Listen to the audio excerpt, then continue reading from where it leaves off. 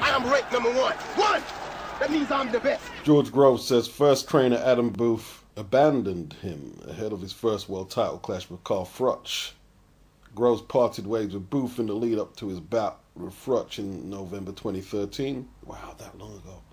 And hired Paddy Fitzpatrick, who was shown the door after September's third world title shot ended in a split decision defeat loss to Badou Jack. Groves will now be trained by Shane McGuigan when he makes his comeback at the Copper Box in Hackney on January the 30th. Groves is now reflecting on his relationship with Adam Booth, who now trains Chris Eubank Jr. I asked Paddy to train me for the first Froch fight when I was 10 weeks out. Groves had just had a bust-up with Adam Booth. I felt like my one pro coach had abandoned me, as he has done time and time before. But this time he'd done it just before a world title fight, which was hard to swallow. Groves said he ended up papering over cracks instead of addressing real situations. I thought, alright, I don't need you anymore. I'll move on. I can either train myself or I can go with a trainer that I had a previous relationship with. And that happened to be Paddy Fitzpatrick. We had a good fight. It didn't quite go our way, but we bounced right back from that to the next fight and then to the next fight.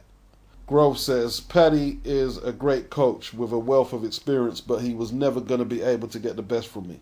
We both realized this, but we were trying to force the situation to prove others wrong and ourselves right.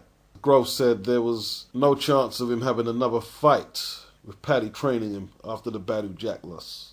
The romantic ending would have been a win over Badou Jack, saying well done to Paddy for training a world champion, then parting ways, and then going to find someone who can get the best out of me. We came close to doing that. Oh, so he's saying if he had won the world title, he would have dumped Paddy? It's easy to say that after you've lost. Is that true? Was he really thinking that? Maybe. He says there are not many good, reputable boxing coaches in the world, let alone in the UK and London. So it's tough to make those decisions. Enough time had passed and enough things had gone wrong. I needed to make a change, and I think I've made one for the better. Groves will be under Shane McGuigan's guidance for the first time when he takes on Andrea De Luisa in the new year. Oh, so it's like that, Groves, huh? I actually predicted George Groves to beat Carl Froch first time out.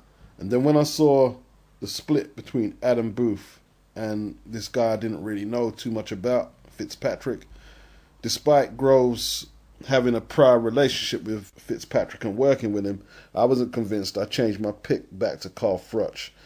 And I'm not going to try and come off like I was too much of some psychic guru, because he nearly got the job done in the first and he was outboxing Froch for lengthy periods, but it is a 12-rounder.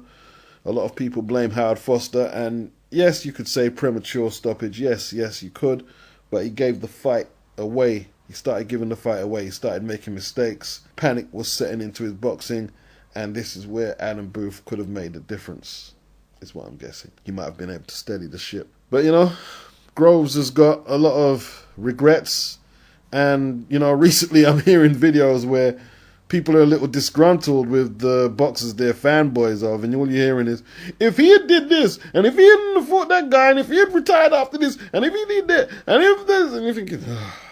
Free world title shots, free losses. Deal with it. Adam Booth himself has some serious business to attend to this weekend as he attempts to get Andy Lee through what will be the second defense, I believe, of his WBO crown against the unbeaten Billy Joe Saunders. This is for the 160-pound title, and it will be at 160 pound. Was the last time we've had no, I think Quillen and Jacobs was at 160. You're not getting many 160 weight limit middleweight fights, title fights recently. From the United Kingdom, Adam Booth says, with the challenger possessing the superior hand speed, Booth is urging his man to throw the exchanges open whenever possible. He wants Andy Lee to punch with Saunders rather than let Saunders initiate in, hit and get out tactics. He told Sky Sports it's an interesting matchup because they've got opposite attributes and styles. It's a question of who's better at what they do and who's better at nullifying the other. I'm very confident. He says they're well prepared. He mentions how Andy often falls behind on points in fights. The Kobrov fight was close early on. He was dropped by a heavy shot from Peter Quillen. He says when somebody has fast hands like Billy Joe, you need to punch with them. And he says Andy is very good at punching with people, and that's the danger zone for Billy Joe. Yeah, timing is going to be very important for Andy Lee. A lot of people have made a lot of Billy Joe Saunders' hand speed and how that could sway the fight in his favor. And his activity. They don't realize he didn't... I'm not saying he flagged against Eubank, but he didn't maintain the crispness and quality of his work from early. And Nick Blackwell was definitely hurting him downstairs to the body. But he got out of dodge and got the W on both occasions. Timing is going to be important for Andy Lee. But that doesn't mean he can just wait for single shots and try and time something perfect on the jaw. There's only so many times you can gamble on going way behind on the cards and pulling it out with this big right hook. You can't keep gambling on that. So he needs a strategy to get to Saunders a little earlier. And we'll see how this one plays out. Box Nation, baby. Bomb Squad! 2016 will be a big year for Deontay Wilder. He takes on Artur Szpilka, who plans to become the first Polish heavyweight champion in the world, in a voluntary defense which the WBC has granted him before he faces off against Alexander Povetkin, his mandatory. Wilder says he's going to knock Szpilka out. He's out to make a statement. He is the best heavyweight in the world. It's going to be a great performance, he says. It's going to be a huge year for me. I'm sending a message to everyone who stands in my way. Wilder said, I don't care who it is. It doesn't matter who is in the ring with me. I love a fighter who's not scared because it gives me the motive to knock him out. I don't play around. I mean business. I expect Wilder to take care of business. A lot of people are saying that Szpilka is an underwhelming challenger, but at the same time, a lot of people are saying he's going to beat Wilder because, you know, Wilder's just never got his respect. Ronnie Shields, Szpilka's trainer, he says Szpilka has to be the first to get his punches off. When they trade punches, he has to be clever, and he can't do like what other Deontay Wilder opponents have did and stand off. Shields has said Wilder is very good, and he relies on people underestimating him. They underestimate him way too much, and he plays on that. He says you can't do that with Wilder. Got your shot. Now give me mine. It's being rumored that Dillian Whyte versus Anthony Joshua done between 200 and 400,000. A lot of people are saying it's 400,000.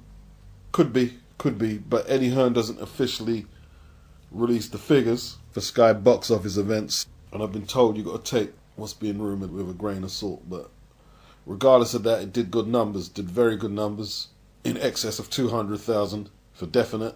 Well done to Eddie, well done to Anthony Joshua, Dillian, Eubank, and Spike, and whoever else was in the bill. Well done. Give him guts.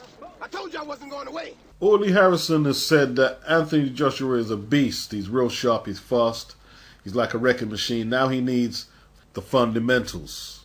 We've seen British fighters like Lennox Lewis and Amir Khan wait until they stumble before getting that old school training in America. I think Joshua needs that schooling now so he can stay ahead of the game. With the heavyweights, it's not just winning the title, it's keeping the title for a long time. And Joshua needs those fundamentals, how to tie up and how to measure distance.